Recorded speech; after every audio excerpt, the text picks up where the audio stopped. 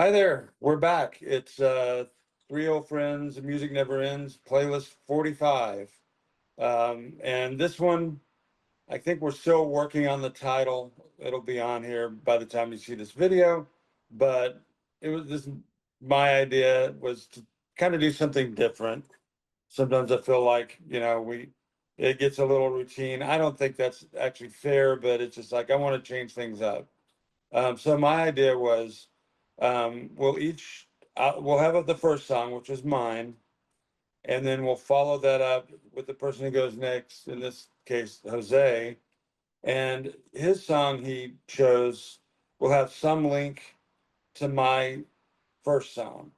And then we'll go next to Dave's song, which will have some link to Jose's song, not a link to the first song. And so it keeps progressing like that.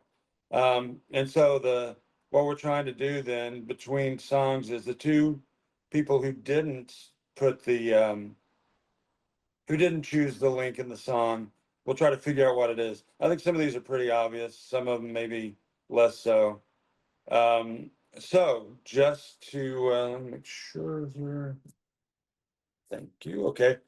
Just to get started, my first song was I'm Writing a Novel by Father John Misty. This is either the second or third appearance he's made on our playlist. And I heard this song for the first time a few weeks ago. I've just been listening to it over and over again. It's uh, it's a guy who's in the middle of a mind-altering experience and all his misadventures. I think it's pretty funny, and as it is disturbing too. But he name drops Neil Young and some other things. So I'm curious what you guys thought about that song. Let me go first. Let me just say, in making this playlist, I think, and this is just my opinion, and don't be angry, we do this anyway.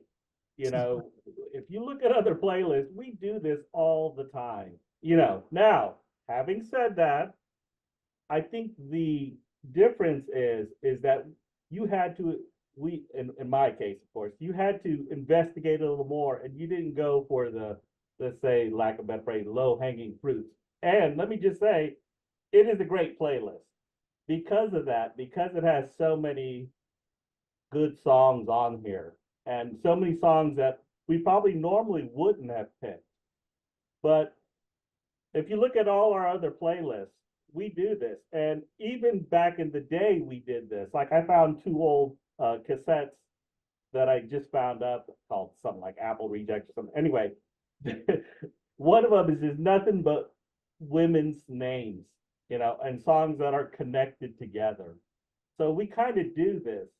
But having said that, it was also fun to try to go a little deeper, try to go a little, try to find stuff like that. So again, I'm not knocking the thing, but I just kind of, we do that instinctively. And if you look at other our playlists, especially the freeform ones, we kind of do this all the time. Now, maybe not as pronounced, but so. Can Uh, I can I respond real quick? Oh, go ahead, Dave. You go ahead. No, go ahead. I would just, yeah, I agree with what you said.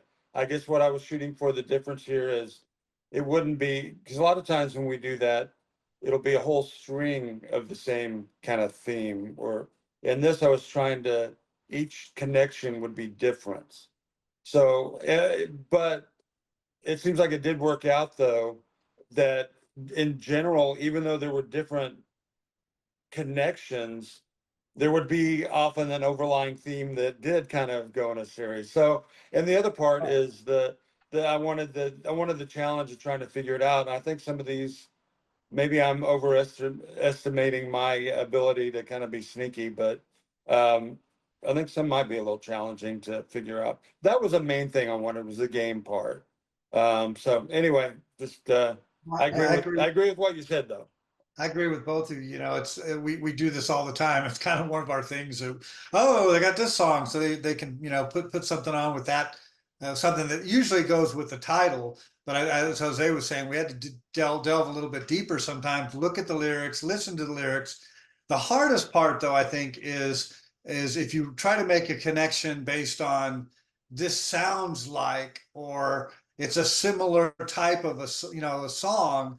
That's a harder connection sometimes to make with it. Maybe an instrument or maybe something else that's going on in the song. That tends to maybe we can stump the dummy a little bit more with some of those harder ones. But like you said, in some cases we just went with the obvious with either the title or the theme of the song, and then said, "Oh, I got something that kind of goes with this."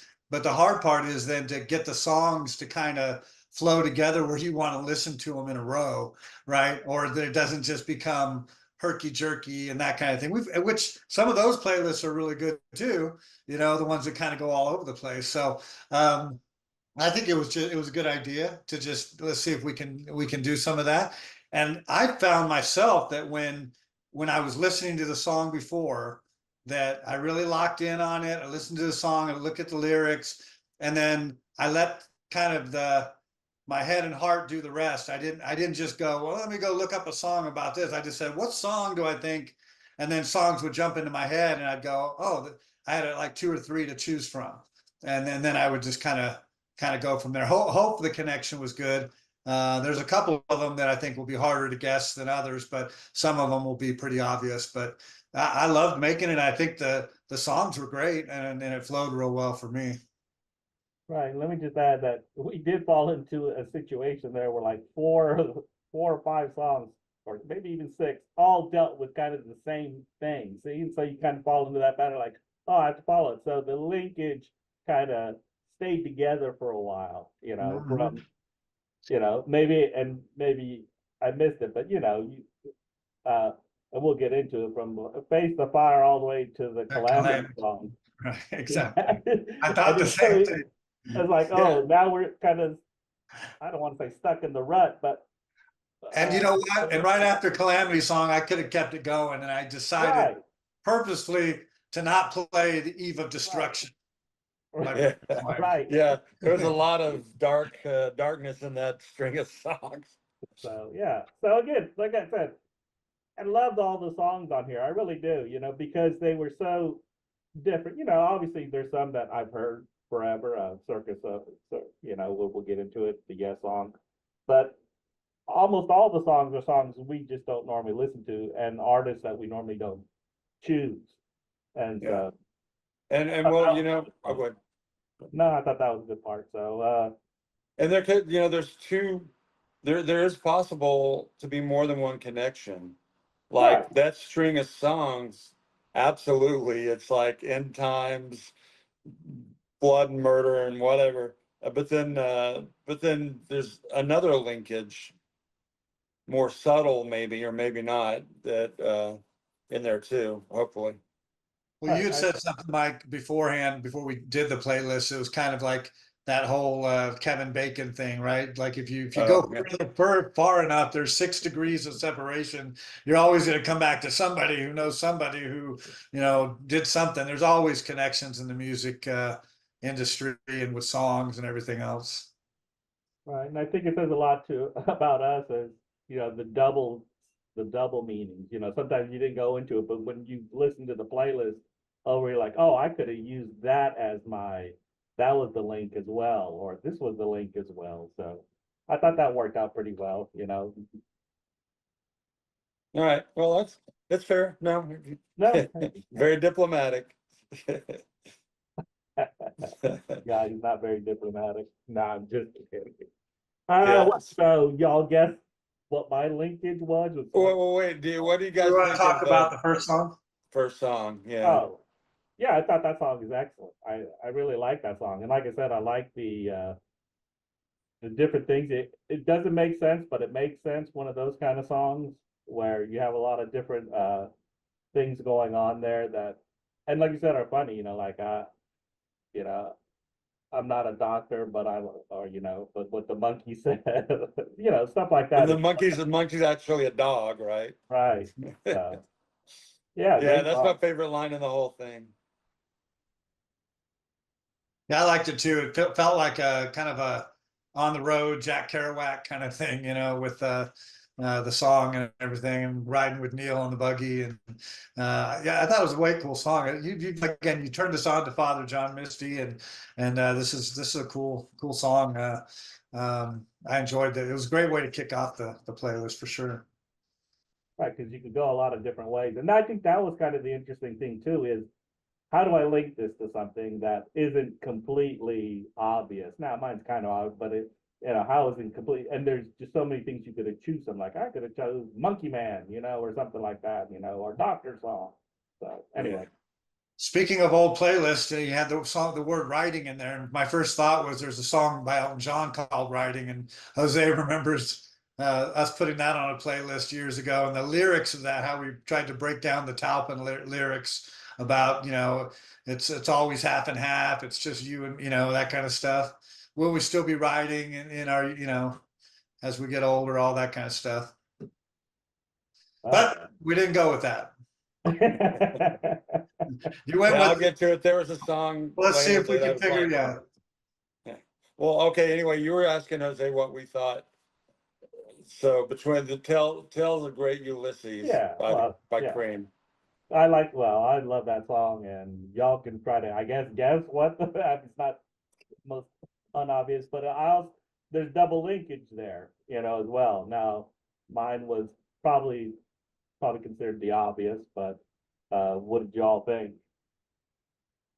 Well, I thought it was kind of psychedelic, and seemed like the first guy in the first song was on some kind of, well, he references it. He's on some kind of mind-altering substance. I thought that was one. There's another one I was thinking. So that's not it.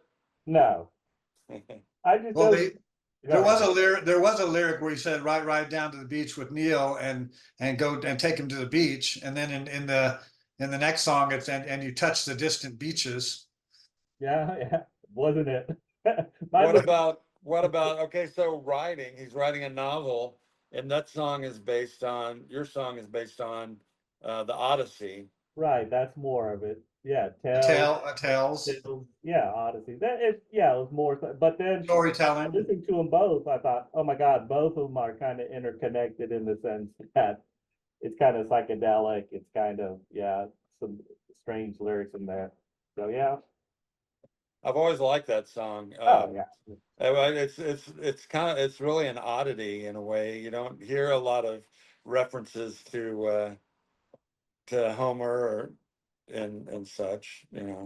What album was that one off of for Cream? That is that Wheels Disraeli Gears? Disraeli Gears. Yeah, that's a great album. I got that album from my stepmom had a friend in Colorado, and it must have been my junior or senior year, and she had a bunch of albums, and she's like, I don't want these albums. You want these albums? And it was like Cream, like 3 Cream albums and 4 or 5. So that's how I acquired that album. And the only other story about that is one time I was working at the newspaper at my weekly, which Mike knows is just once a week, and you'd come in one night and write all your stories on a night. Well, I'd go in at like 9 or 10 o'clock at night to write my stories. Found out they had a record player, so here I am blaring Disraeli Gears at the top, because I like to write with noise in the background. And the publisher just happens to walk in like, what the heck are you doing? So just a little side note on Disraeli Gears, and don't play too loud when your boss is in the thing. Was that guy Rose something, or what was the? No, that was at the Daily. Ray Rose. Oh, that was a Daily. Yeah, that's right. Daily Record. And then I got another editor who was called Tim Thomas. I always was hit with people who had alliterative names. Tim Thomas, Ray. It was weird. So anyway, so Tales. Dave, you came up with? So I came up with Yes, Circus of Heaven. But before I talk about that, in all of our we're up to like 700 and some odd songs or whatever. And Yes is one of my favorite groups. And for whatever reason, I think this is only the second time. I think you put on like White Car or something like that. And that's the only Yes we've played in all these songs. And so for some reason, when I heard the song Tales of Brave Ulysses, Circus of Heaven came to mind right away. and just love John Anderson, love the vocal of it, just the message of it too. You know how he goes through all these wild things in Circus of Heaven, and then then he brings his son, which is actually his son on the recording, who says at the very end, well, it was all right, but there were no lions or tigers or bears or toffee apple, no clowns, and I started thinking about that. I'm like, okay, well, maybe God has a sense of humor, and in the Circus of Heaven, clowns are pretty creepy, and maybe we're going to exclude them. I don't know. There's a lot of other cool things going on in the song, but let's see if you can tell where the connection was on Well, first, that let me say song. that kid was ungrateful. Okay, thank you. Yeah, yeah, right. John Anderson's giving him this whole circus of Flying heaven, chariots and all kinds of and, stuff. I and he's mean, like, okay. It's like taking your son to see 2001: A Space Odyssey, and then going, yeah, but there was no fights, no Darth Vader. You're like, okay, ungrateful one. Anyway, so was there a specific there lyric? was one specific line in the song that ties to your song, to Tales of Brave Ulysses. Yeah, I actually really struggled with this one. I thought I was thinking, well, maybe this was like the connection of the Odyssey, um, linking to that, and boy, I really struggled. Well, Oh, could it you be gotta look at the lyrics. the flying silver horses, No, shining what? purple fishes? You I gotta keep going. You gotta keep looking. There's a specific lyric that ties to. Well, okay, what is Ulysses and that kind of stuff? What is that called? Oh, that's right. Mythology. There is a thing there is that line of myth, right? Yeah, there's Zeus is in All there. seen by Zeus performing scenes of the magical way. That Yeah. one line is when I heard your brave Ulysses and thought of Odysseus and all that. My first thing was they mentioned Zeus in this song. That's Yeah. That, Now that that I was think the back, actual that was connection. one that was one that I had that crossed my mind, and I didn't really go back. I thought like oh, I do have down here mythology. I do have it here. Mythology, Zeus, Troy, the Odyssey. I don't know, whatever. I didn't, I but thought it was obviously about the animals. I was like, yeah. they have all these different Well, animals. that too. And like you said, it's also a song like the first two that have all these kind of trippy lyrics, as well. And I think that was just one of those things that kind of just blended itself well with the first two songs. Right. Am I wrong? Oh, go ahead.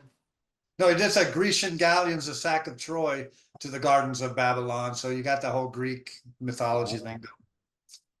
Very good. Very good. Am I wrong? Back in the tape days, didn't we? I've heard this song before. And I did not have this record. I think we may have used it. I'm sure I put this on. Of course. It is one of my favorite Yes songs of all time. Well, it's great out that Tormata we must have played relentlessly a lot. I know that one backwards and forwards because it was just played live. So Yeah, and it's not just John Anderson and the vocals either, too. If you listen to the bass lines and Steve Howe and what he's doing, and I mean it's just it's incredible, yeah. the keyboards at the end. The stroke of genius by And that's what I think, and that maybe leads into to Mike's song. I don't know. We'll talk about the linkage after Mike talks about his song, but I think it might be a sound thing more than anything. Well, so my song was Blood and Rockets. It's a longer title because it's like part one, blah, blah, blah, because there is a second later on the album. It's the Claypool Lennon Delirium, which is Les Claypool and Sean Ono Lennon, John and Yoko's kid, who we were talking about before the thing, is now 45 years old. He was 5 when his dad died. But anyway, that's a trippy song. I almost like it more for the the sound, which to me has a little bit of a Beatles thing going, like It does. later, what, like I'm the Walrus, I don't know, something later. More But like She's So Heavy towards the end there. yes, you're right. Yeah. But the song is about this kid who's clearly messed up, who is an arsonist. He builds rockets. He starts getting all this Aleister Crowley stuff and ends up with a terrible ending. And that's the song. I like it. Like I said, I like it more for the arrangement. So before we figure out what the connection is, what do you guys think? Go ahead, Dave. Well, you know, my first thought on this, and you're gonna think it's strange. You remember how at one point we said something like, you know, Klaatu kind of was trying to emulate the Beatles and sound like them, but they weren't, right? Well, this song sounds like Klaatu to me. It's like that whole, you know, if you know with the Klaatu stuff, and we've only put a couple of songs on or whatever, but it had that same kind of feeling to me, which was cool. Was it like late 70s that this was put out, or mid to late 70s? Oh Oh, no, it was like this is just a recent. couple years ago. I saw them Oh, play. okay. Okay. These two play in downtown Austin a couple years ago, and part of the show, a link back to our previous playlist. They did the whole album of Animals, Pink Floyd's Animals, and then they did some Primus songs, and you know, and then just Sean Lennon. This is kind of. I'm sorry, I'm going on a tangent here. He had a big bushy beard and big bushy hair. So he had like his mom's hair, his dad's beard, and kind of his dad's nasally kind of voice. Anyway, yeah, it was just a couple years ago. It's a great song, and that's all I think of is, and not just John Lennon Beatles, like elements of like George Harrison, Paul McCartney, and and what's strange is, and I haven't seen the Delirium, but Les Claypool, if you like when he did his thing with Prey, he did his Oysterhead, his bass is so prominent, but in this song it really isn't. It's really a lot more subtle than what I'm used to hearing when I hear Les Claypool, because obviously with Primus, he uses that as a leading guitar.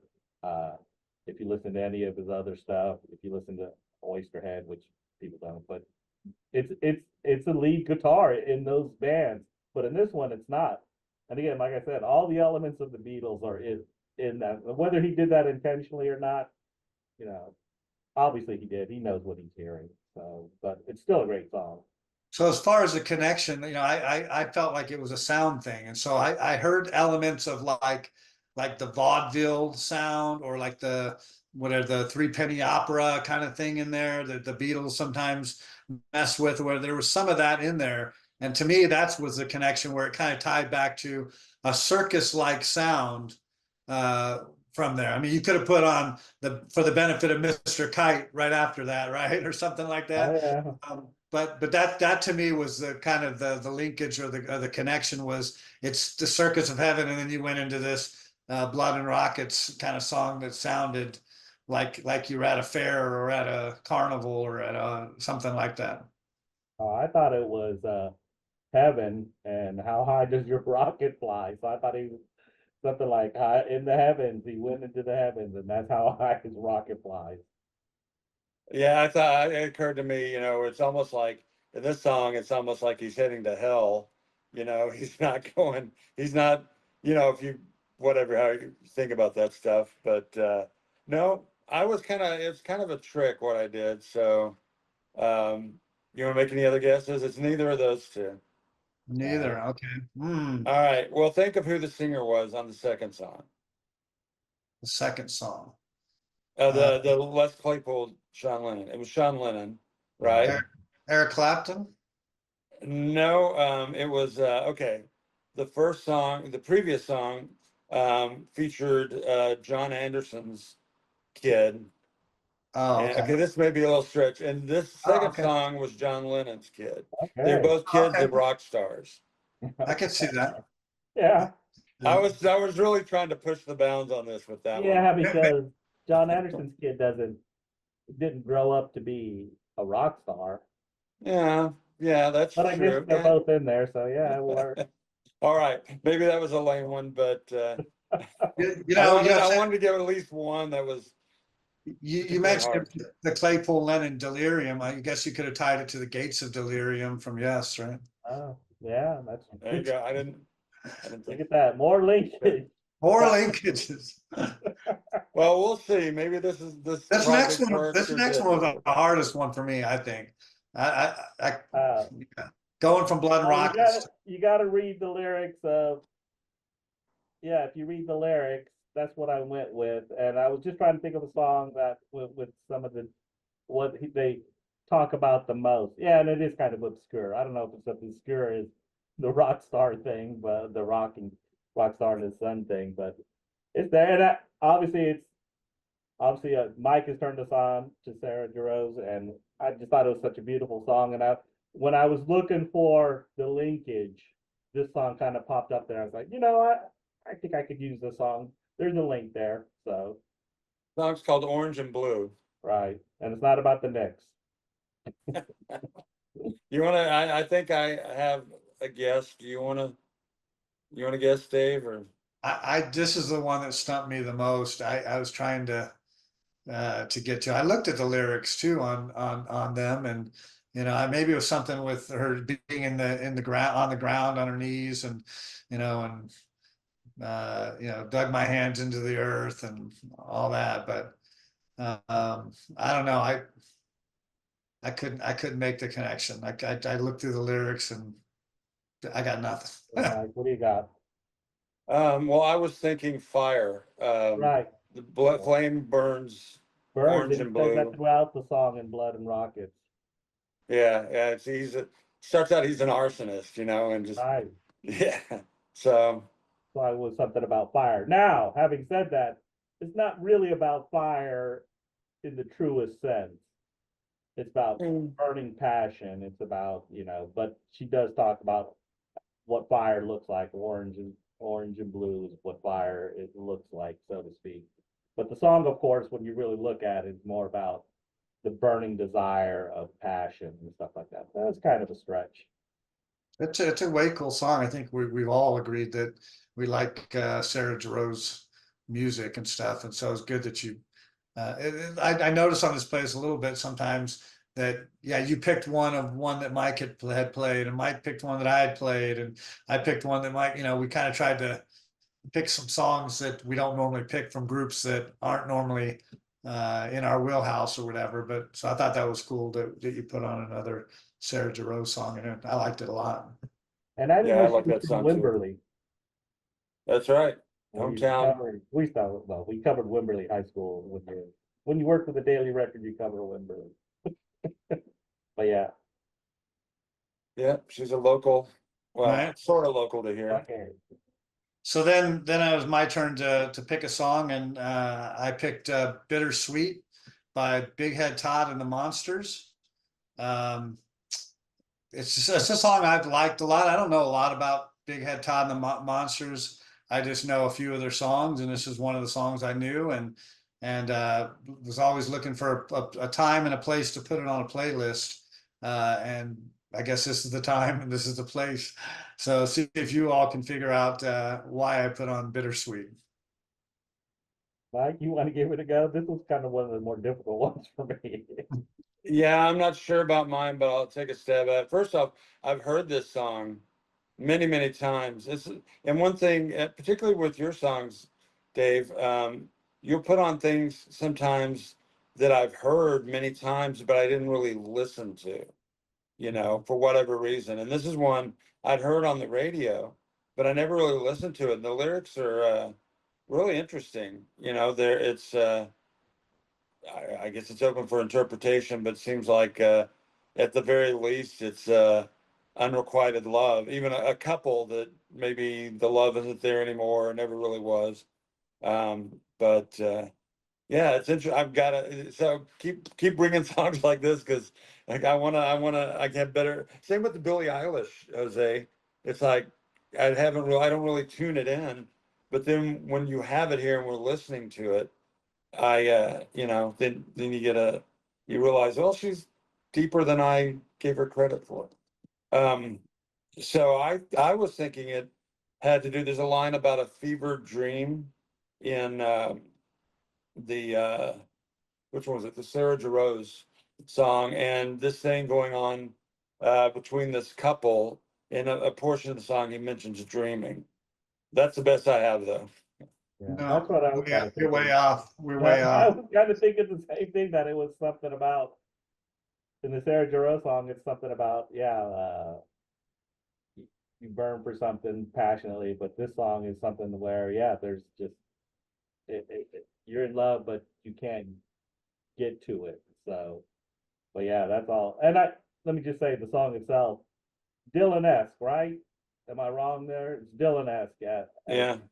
I think, not to put labels on it, but it Dire Straitish Dylan-esque song. So I love the song. Believe me, it was a great song. But yeah, that was one where I just couldn't put the. So I like both of your interpretations. That means you're like listening and you're trying to, connect and everything like that. But this one was more superficial. So I'm going to give you the answer and you're going to be like, really? So, okay. Jose mentioned orange and blue and the Knicks. Well, I'm in Colorado and orange and blue means one thing, the Denver Broncos, Oh my God. right? Right? The Denver Broncos. And where do they play? In Denver. Now, the song by Big Head Todd and the Monsters, he's actually from Colorado, number one. And number two, the name of his album, which I didn't know this until I put the song on, was Things to Do in Denver Before You Die. That's the name of the album. Okay, so all of this is just tying to the orange and blue, to Denver, to Big Head Todd is from Colorado, and that's why I put it on. And that's the connection. That's the game. Okay, Mike, I forgive you for the whole rock star kid. And oh, by the way, he's opening up for Warren Haynes at Red Rocks here in a little while. So anyway, it was a simple connection. Orange and blue, Denver. That's not a simple connection. You would have to know that they're from Denver. Yeah, and while you look at the lyrics and listening to the song, you're not going. You said this is a game. I took orange and blue. I went to Denver. Big Head Todd's from there. You're right. There's the connection. If you'd looked at the name of the title of the album, you probably would have got it. It said Denver. Yeah, you guys are gonna crack up here in a minute with one of my connections in light of this. But one thing you said that I meant to mention, there's I think at least 3 songs on here that you can really hear the influence of some other musician, like that first one, the Father John Misty. It totally, to me, sounded like one of those Dylan story songs. It had this whole, what's it doing? I go to Pet Your Monkey, I get a face full of paws, whatever that is, or Tombstone Blues, especially ones that kind of tell a little story. So anyway, there's another one coming up that reminds me of another band, but we'll get to that. All right, so my next song, Face the Fire, which is Dan Fogelberg, and it's off of Phoenix, which is an album that I really liked back in the day, and I don't think I've ever put any Dan Fogelberg on these. That's kind of maybe more Dave's specialty in a way. I don't know. I think you put a couple on, right, so far? I have, yeah. One of my favorites. But this song has so many hits. It's probably his, I don't know if it's his best seller, but it may be, because it had like Longer, and I'm not gonna think of another one right now. Leader of the Band, is that on this? I don't think so. Anyway, but there's several that they played on the radio. Okay, so this song is about it's like a cautionary tale about people abusing power and the how it kind of rains down on the average people. That's a little bit of it, but not getting too much into politics. But what do you think was a link to the last song? I'll give you a hint if you want in a minute. Go ahead, man.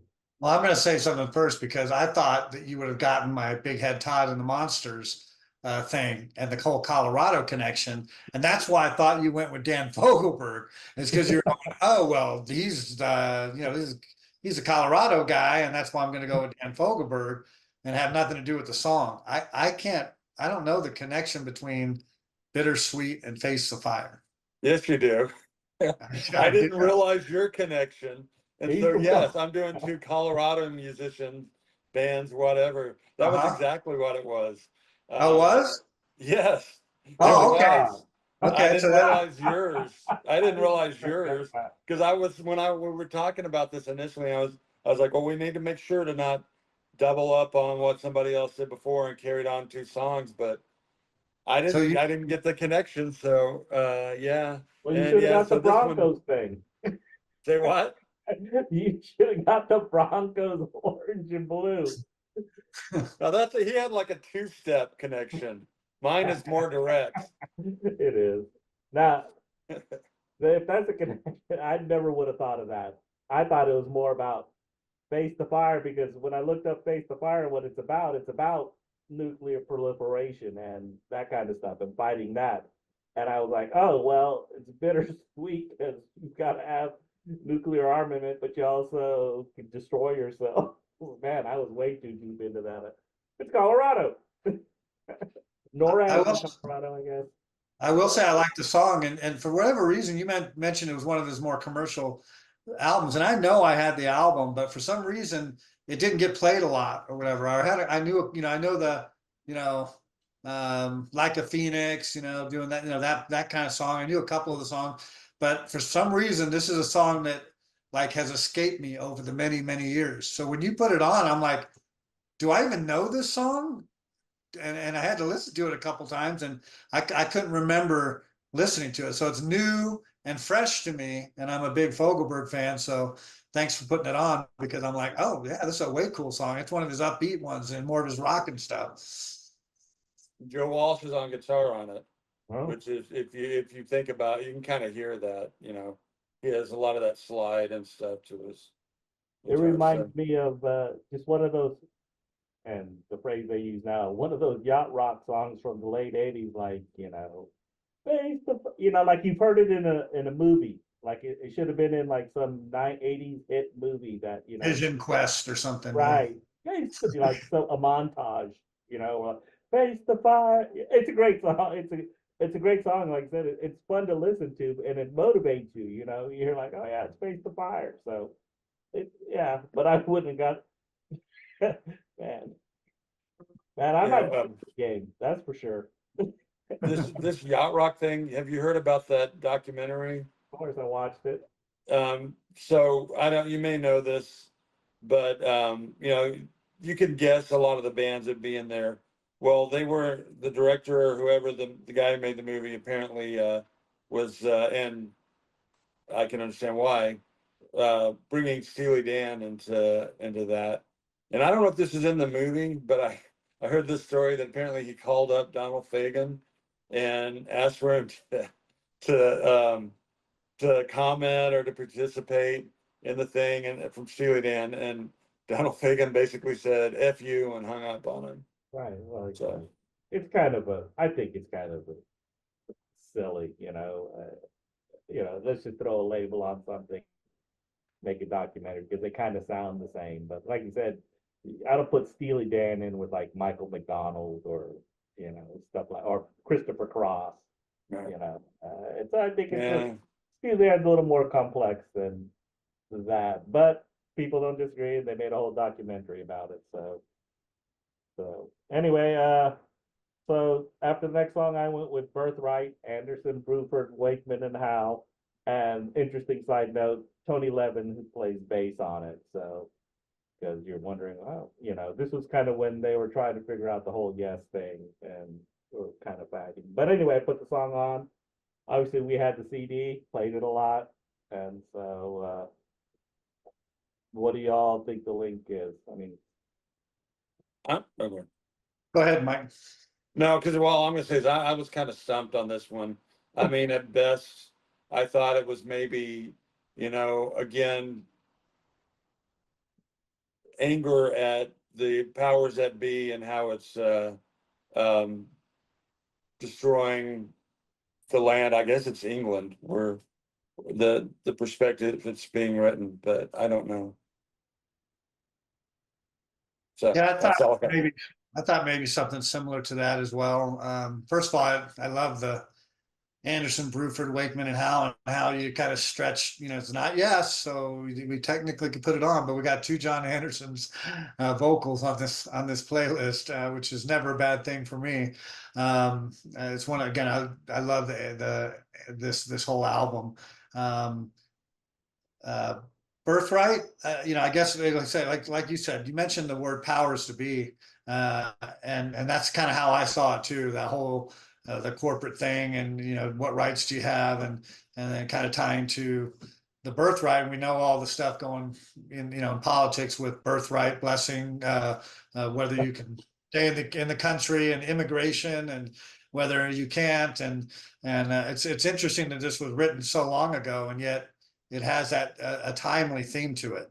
If you really listen to the lyrics of Birthright, it has to do with today. Well, does it matter where you're born? Where you're born is important. You know, should you have that? You know, if you're born here, even though your parents were illegal immigrants and stuff like that. So I like the song. Think that was where the tie was, but you can correct me if I'm wrong. Yeah, no, it was more what Mike said is, you know, I guess it was written about the nuclear tests that were happening in the 50s and 60s and what they were leaving forward for the children to come. And yeah, it's just about nuclear armament but I do love the lyrics, you know. Like Dave said, I wasn't going to dive into that whole what we have now, even though I'm sure the Supreme Court could decide that. Yeah, it was more about. But I just thought it was a good way to put on that song from an album that really gets. I always call it like drama. It's the best Yes album that's not really a Yes album, even though drama is Yes. But Anderson Bruford, that is one of the best Yes albums that's not a Yes album. What was Squire doing? Why was he not? They were fighting back then. They wanted to do, and John Anderson, he was getting upset because he was going his own way, and so he just said, "I'm going to branch off." And then, you know, because after the whole squabble with Drama, which was 1980, but this was like 1983. Remember the whole, hey, we're going to bring in these guys because John Anderson doesn't want to participate anymore with, and Chris Squire's like, well, if you want to go that direction, you do what you want to do, because there were, you know, different keyboard players, and it was Howe who was kind of cut in the middle there. So. Way cool. Well, after that, Birthright, you know, then my choice was the next one, and I chose Roger Waters' song called Home off of Radio Chaos. Both of you gentlemen are very familiar with this album and these songs. Mhm. You guys are big Roger Waters fans. And so I just always liked the song, and I'll let you try to figure out what the linkage and connection and was from Birthright. Mike? Oh man, I don't know. I mean, mine is very simple. It's literally, I think it's in the title. It's like everybody has a place they call home. The previous song is about what is being done to their home, you know, the birthright and the destruction, whatever. I didn't really make the nuclear connection because I didn't really understand that element of the previous song. I just didn't get that. It makes sense now, but that's all I got. Right. Now I was thinking the same thing. Is, you know, home, obviously Radio Chaos, that whole album's about what? The kid and nuclear, you know, are we gonna destroy ourselves, that kind of thing. So that's what I kind of thought it was. And it's just a great song, probably the best song on that album. Even though Roger Waters tends to use that kind of formula of like, keeps going back to this, you know, is it there? You know, he always keeps reminding you of stuff, like on his last album, The Last Refugee, he kind of does the same thing. So Dave, tell us what it was. You're absolutely right in that, but there's one other little nuance to it. So you are correct. It's you know, what in Birthright they say, you know, this place ain't big enough for Stars and Stripes and that kind of thing. and then home gets into, everyone's got some place they call home, and that's where their birthright is, sort of. That's their home. That's where, they associate with. So it was all of that. But at first, you had mentioned something about Face of Fire and Birthright.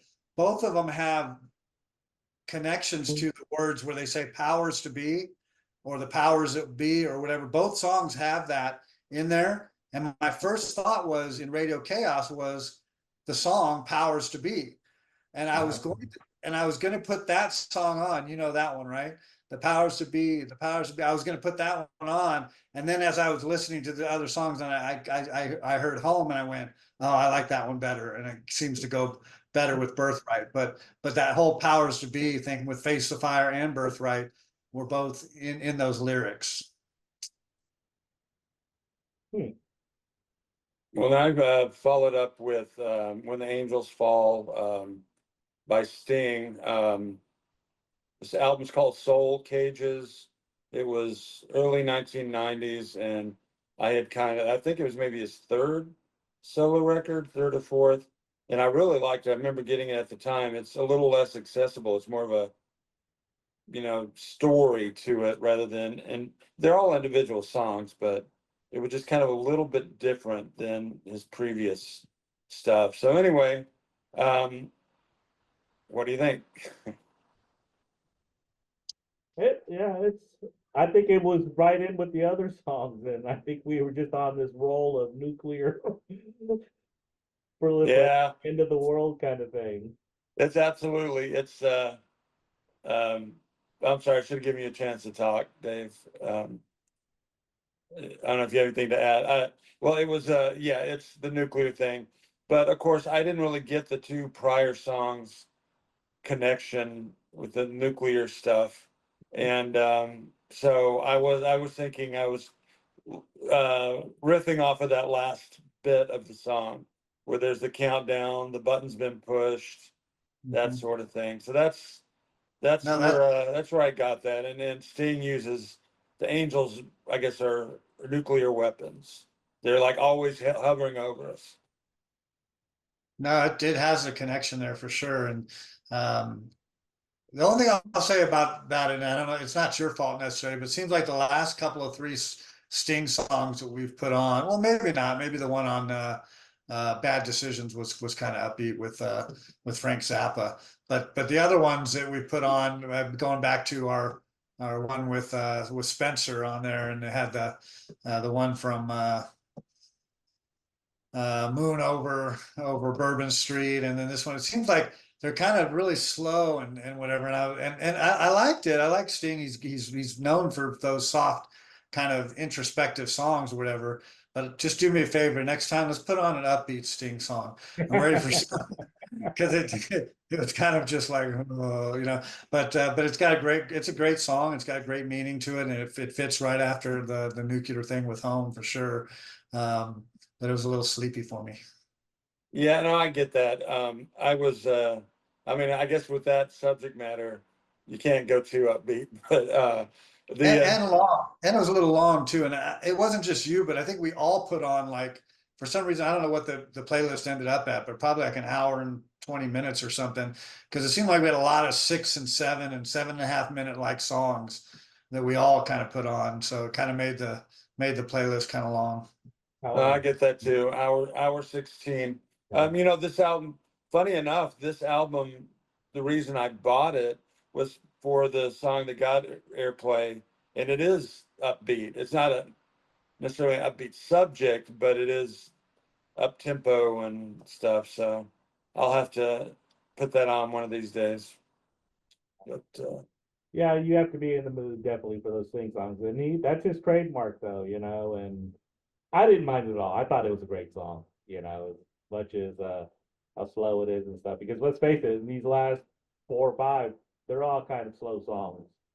Not to take the one with Joe Jackson. We'll get to that, but I thought they all were, So going next, I went with "Calamity Song" by the Decemberists. Now, I did.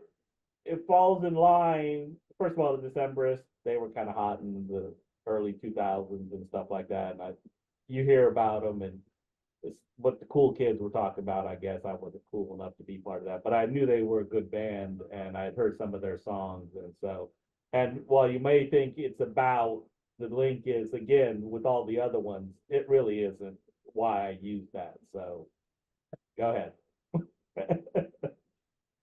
Dave? Yeah, I thought it was that it was kind of going with the same theme, but I looked through some of the lyrics and listened to it a couple times. Uh, and maybe it's not completely about that, but it does have that central theme to it. I like what was the line on there about who was it?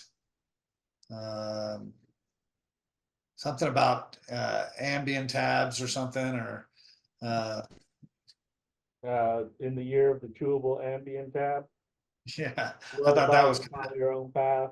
It's the year of the right, kind of chewable like. Ambien tab, which And then they say, and all that remains is the arms of the angels, which again ties back to the previous song. So you had angels throughout the song.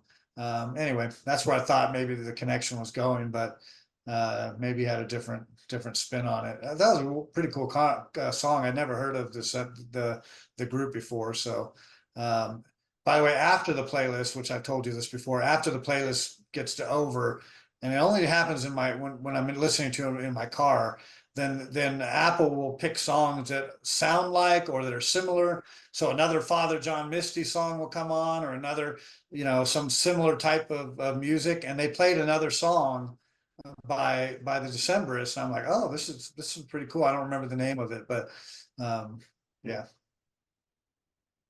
Yeah, I hadn't heard, I've only heard one of their songs.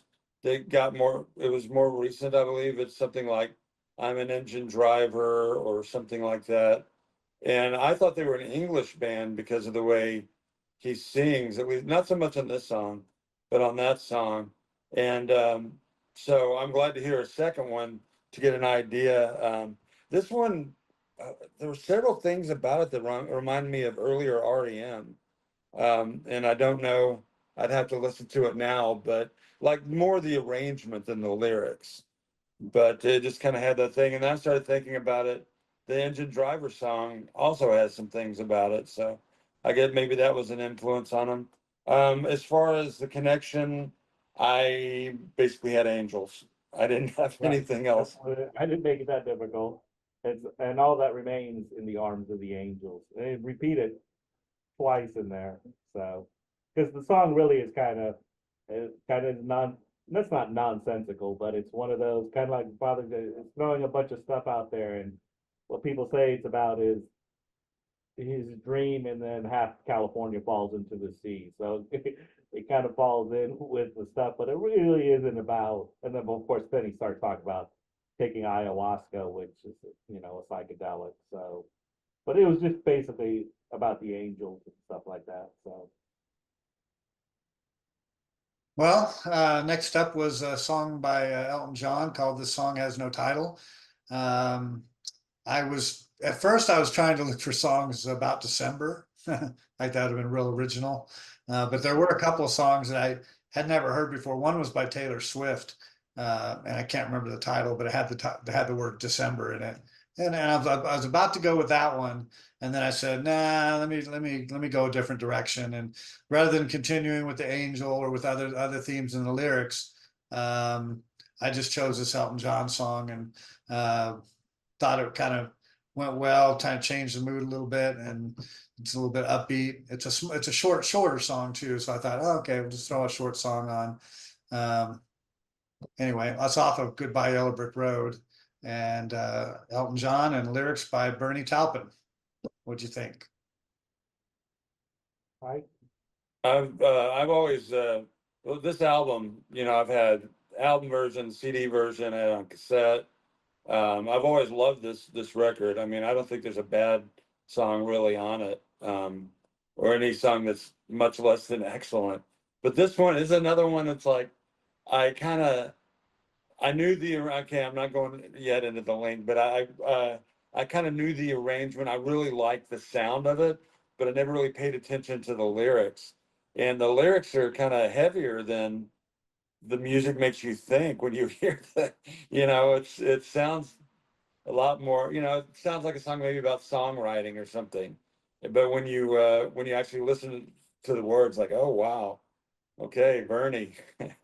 But I thought it was simply children. Both songs reference children. Uh, I thought it was as simple as the word song. He has a Calamity song, so the song has no title. That's, you nailed it. That was it. It wasn't anything lyrical or anything. It was just the title had the word song in it. And it's a great song. It's often, obviously, like Mike said, it's an overlooked song on this album. People don't, you go with the hits on there, Saturday Night and of course Candle in the Wind, but you rarely say, hey, what's one of the top 10 Elton John? Oh, the song has no title. So But then it's a really good example. I mean, Benny and the Jets and Goodbye Yellow Brick Road and all those, Love Lies Bleeding. They're all like excellent songs. But in between those, there's so many good songs on that record. I don't know if he ever really.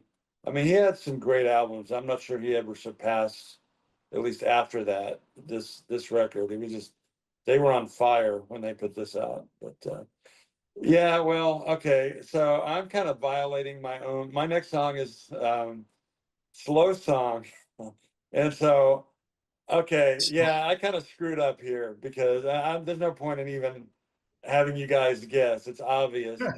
But I wasn't even making I didn't even think about the connection the two before. I was thinking something more into the lyrics, and yeah, they'll have song in the title. So my song was Slow Song by Joe Jackson, which is one I've also loved for years. It's off of I think it's off Night and Day originally, but this is a live version, and I like the sax solo, and it's a really good sentiment.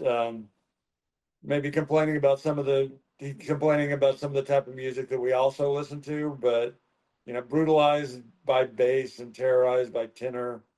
But yeah, I did.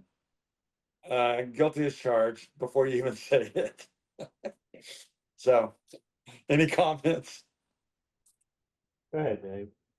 I figured that's what you did, but I didn't want to say anything. And, I think Jose maybe would come in with the next song with like just a song before I go, Yeah. something like that. No, but it's fine. I mean, you tied to the song, the word song. I think we've had I think we had Joe Jackson way back on one of our ones back in the day when we did a mixtape together. And I like this song. I think this may be one of my favorite songs on the playlist. I don't know what it is about it, but I will say that if you listen to the song, and then the next artist is going to be Leonard Cohen. But if you listen to a slow song and take it out of your mind, just what the song is going to do and what it's going to be, you could actually start singing Hallelujah because the chord progression is exactly the same. So if you listen to a slow song, it's like, oh, is he gonna go? I think I heard there was a secret chord. Da, da, da, da, da, da. It's the same. Maybe it's just me. I'm not that musically gifted, but if you listen to it again, you might hear that and go, "Wow, it sounds like he could just go right into Hallelujah with that song." But he picks up the tempo a little bit. So even though it's slow song, this isn't slow song like When the Angels Fall. This is a slow song, but it has a little bit of an upbeat mid tempo beat to it, and I like it. And we all remember, dancing to the slow songs and doing all that. And anyway, I thought it was good. I knew that it was the title kind of thing, but there is a lyric in there that I'm going to challenge you both to. A lyric in this song that also goes into the next song, which also ties into my last song. But we'll see if we can get that later. But I liked it. I thought it was a great tune. Yeah, and I probably give myself away, but I really love this song, and I thought because it really transferred. Now, again, I'm not a dancer. I don't go out on the dance floor, and but it takes you back to like weddings and high school dances and stuff. Not that I was going to many of those anyway, but you go to enough weddings, you go to enough things, and all of it, and you can envision yourself. It's that kind of romantic, like play us a slow song, play something that we can dance to, play us something that makes me feel good. And we've all been to weddings where they play the traditional, to the left, to the right, all that, just the chicken dance and things of that nature, where you're just like, could they just play us something different? Could they just play us a song that I want to hear, so to speak. It's a bit selfish, but that's what this was what the song would transform me back to. It's like, because you've sat in enough weddings where you're like, what are we listening? Like, I was just, and no disrespect to my, my, my, my brother's, sister, but daughter, stepdaughter, she had a wedding, and, they're playing the song, and you're just like, but of course you're biased because you're like, could you just throw on some Fish? Could you just throw on something that I want to hear? Could you just throw on something that isn't, the same, so to speak? Not that they did that. They had some different unique songs, but that's kind of why this song transformed me back there. So, uh, I'd like to add something to that. That go same ahead. thing. The first thing I thought of was like eighth grade, middle school dances, right? And for me, I thought about this when I heard that song. I said, what song would I put on like after that? And for me, if the quintessential slow song of that period was the Commodores' "Three Times a Lady." You could. That's the song you knew was long. You knew you could add. You were going to get a slow dance out of it. It was long. You could ask somebody within the first 30 or 45 seconds and get a long song. And so yeah, "Three Times a Lady." That was my go-to slow song. Right. Yeah, there's nothing really for me to add.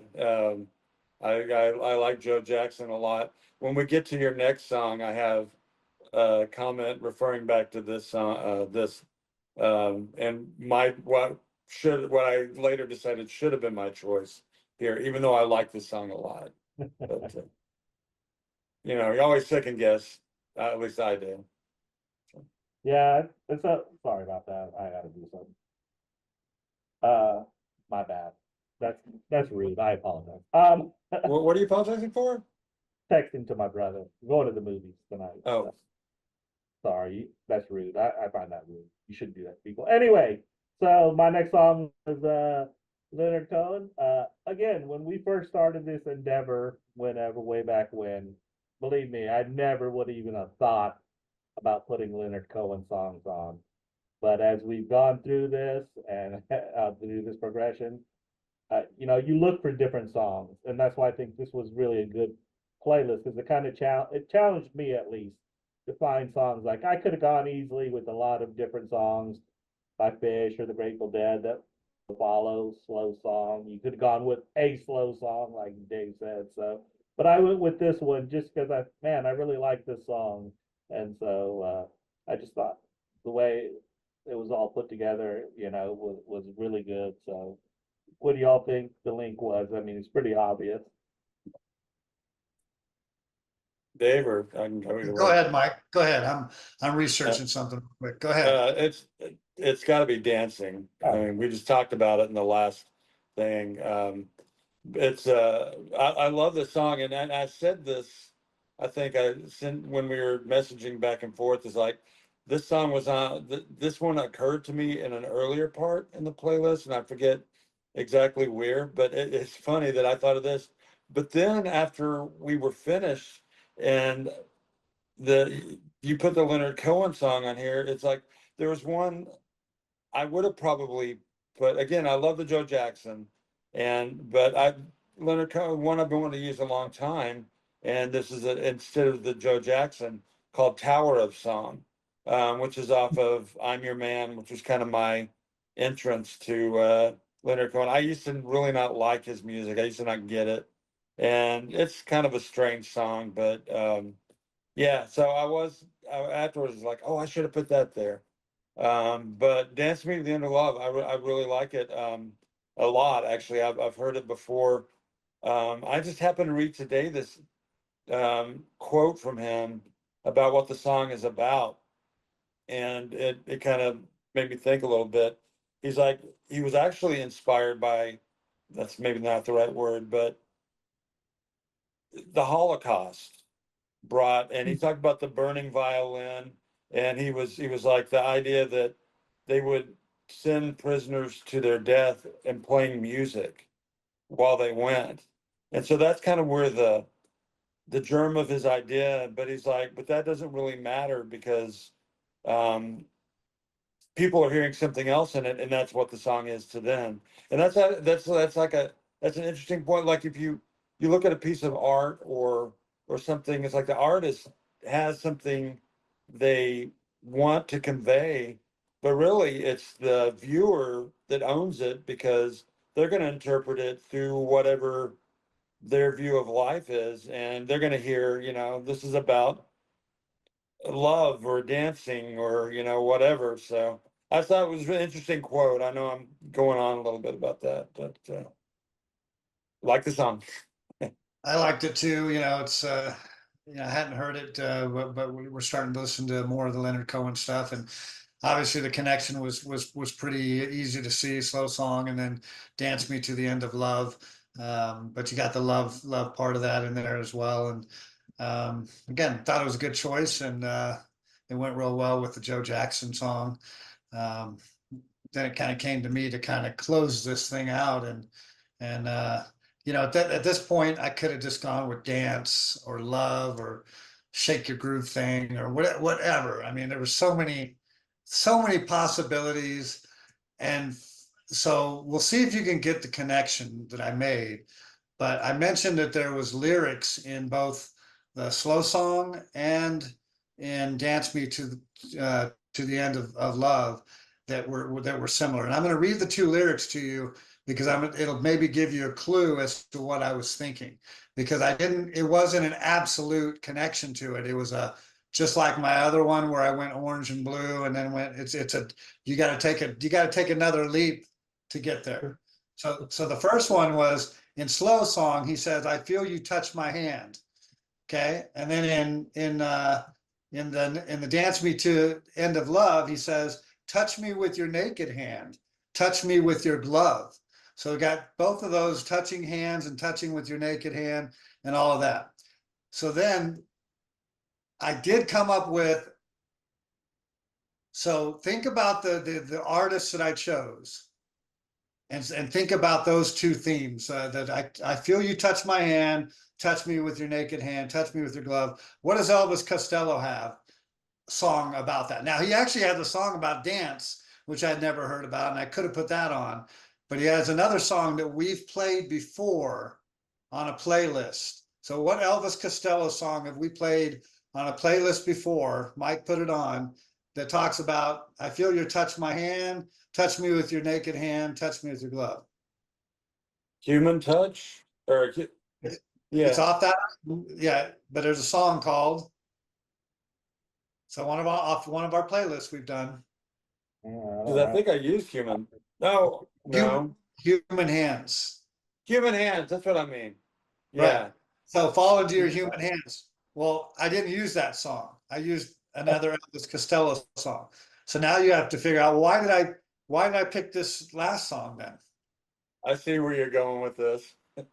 Well, then guide me, Mike.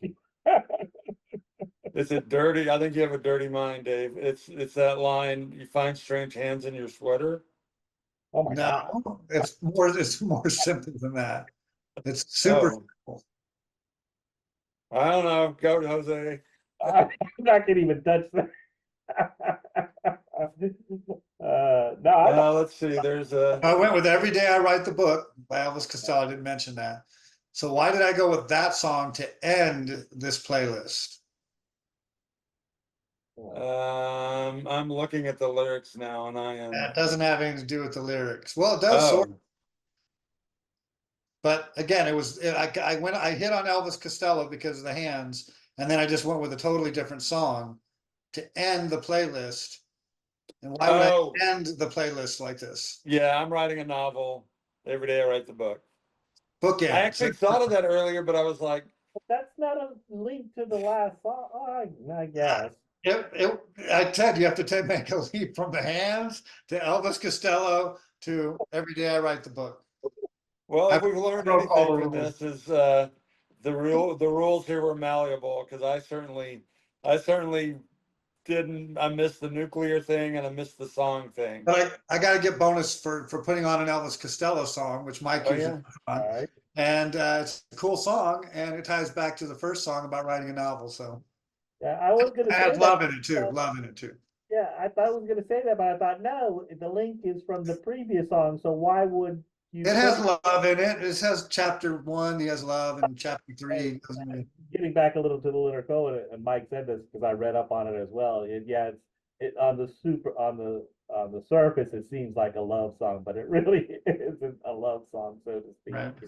It's a lot deeper than that. But yeah, I never would. I thought, yeah, of course it goes with the first song and the second, but that's not the last song. So that's You know, okay. how sometimes we do that, the last song and I the had the first Denver song. Broncos thing, which hey, Yeah, like my well, rules. Who needs thinking rules? It's ridiculous. But I think it goes back to my point, and not that I'm right or wrong or anything, but we do this all the time anyway, a lot. Blue and orange. We do this a lot anyway, that it's nice that we get to learn new songs, and however we get there, it's good to be exposed to new music, and so yeah, rules. We never use rules anyway.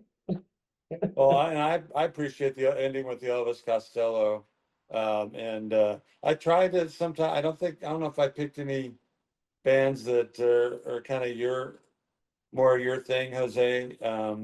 But I'm trying to do more of you guys' stuff too, just like with this. And this song, this is the first album of Elvis Costello I got into, Punch the Clock, and then kind of went backwards, like we often do with things. But I read about this. He said he was kind of getting some criticism, I guess, from the record company, and the sales were kind of down because he was doing all these songs about really heavy stuff and not so accessible pop wise. And so he's like, I'm gonna write an album that has a lot of songs that could be on the radio, you know. And this was like he said he wrote this one in like 10 minutes. And I think it sounds like a much better song than something written in 10 minutes. But you can definitely tell he was trying to write a song for the radio on this. Do you guys remember the video? Mm-mm. No. It's well, I'll have to put it on when I do the thing, the YouTube playlist. But it's Charles and Diana, like they're which in retrospect, how things went at the end with them, it's kind of not so funny. But it's basically them after it was shortly after they got married, and them like at home, and she's sitting. I think she's maybe smoking a cigarette, watching TV. He's trying to impress her, and she's just like, she's totally over it. So you'll have to check that out. But anyway, yeah, so this, this was kind of mixed results on this one. I think the best thing that came out of this, yeah, okay, so rules, whatever. We're known for bending, breaking rules, whatever. If it makes for a good song transition or whatever, I'm okay with it.